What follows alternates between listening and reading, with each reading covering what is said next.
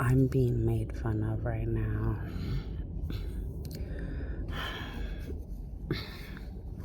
I'm being made fun of right now.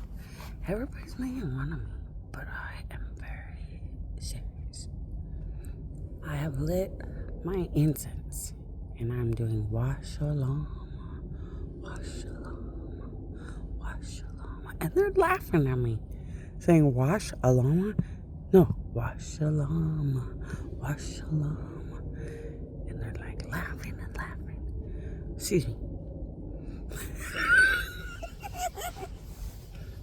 See, they're laughing at me again. And then I say wingapo, wash.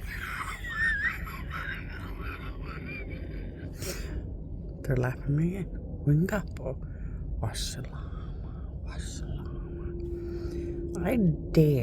I dare all of you to think or say my queen, my queen, my queen.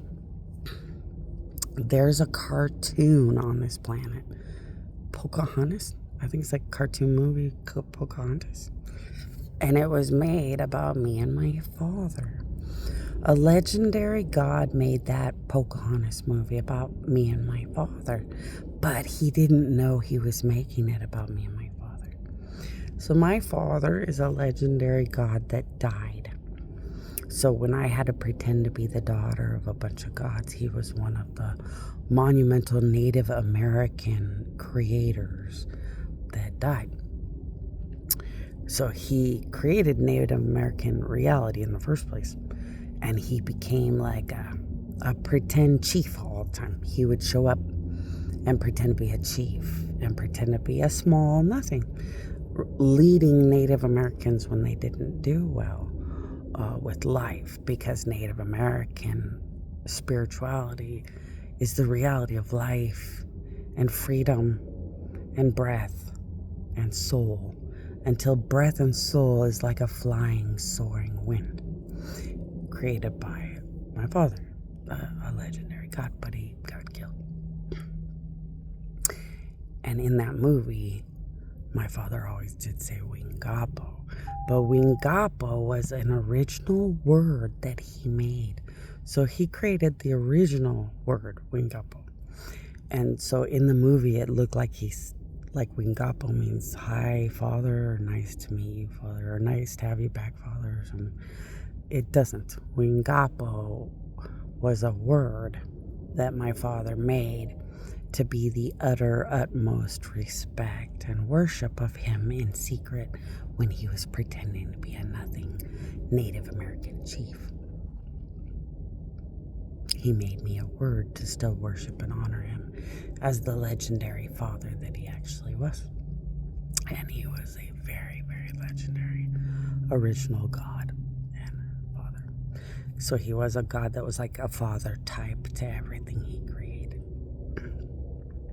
And they're making fun of me. And it's not wash alama, it's washalama. Washalama was another word that same father created. So in that movie, I think in that movie they were playing with the fire and the smoke that came out of the fire. See, washalama is a word like a spiritual enlightened doorway word. So the same father created this weird enlightening doorway word, washalama. And I had a grandfather, the creator of my father, so like a grandpa type god, that would show up and pretend to be grandpa of the chief. And he would always do washalama, washalama. So in the movie, I think some grandpa type cartoon was sprinkling something over the fire and saying something. But you're supposed to say washalama, and you sprinkle life, anything life, over fire, as you say washalama. And it brings an enlightening doorway. And that's all it was, and they're sitting here making fun of me. I was like, I'm going to explain this to people, because they suck, and they suck.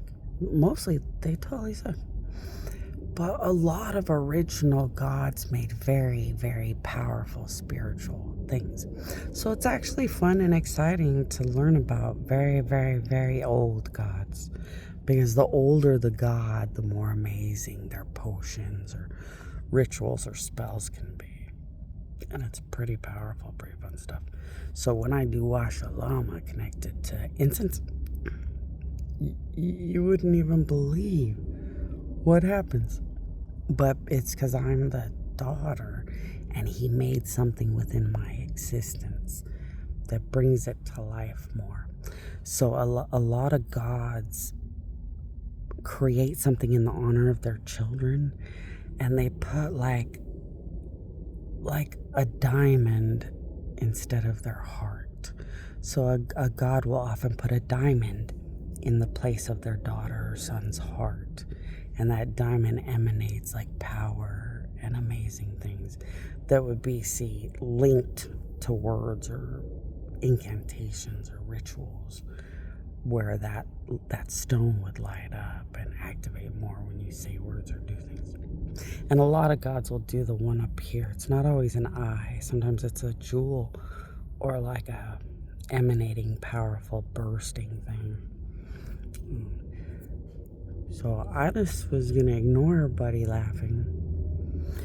And sadly, when they give me a good idea, like right now they're helping me to know the words, and you're like, if you're an enemy, I wouldn't help a god to know the right word when you're an enemy, because it punishes people. Did you know that if you were right by Jesus' statue, and Jesus put his powers to say, I want an orange, but if you know that God doesn't like you, and you put the orange because Jesus said, I want an orange, you just get punished. You don't get anything good, and you sat and put the orange by Jesus' statue. So don't ever do something nice in my direction if you're not worthy.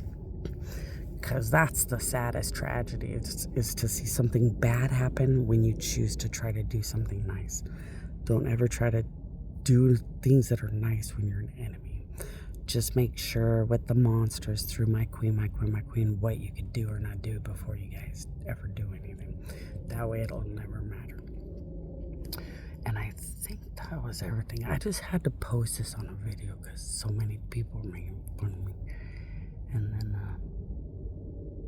just gonna go to sleep and go to work. But if you guys have any questions, if I think of anything else, I'll make a video. But if you guys have any questions, just think soon, because I'm just gonna use the restroom and go to sleep.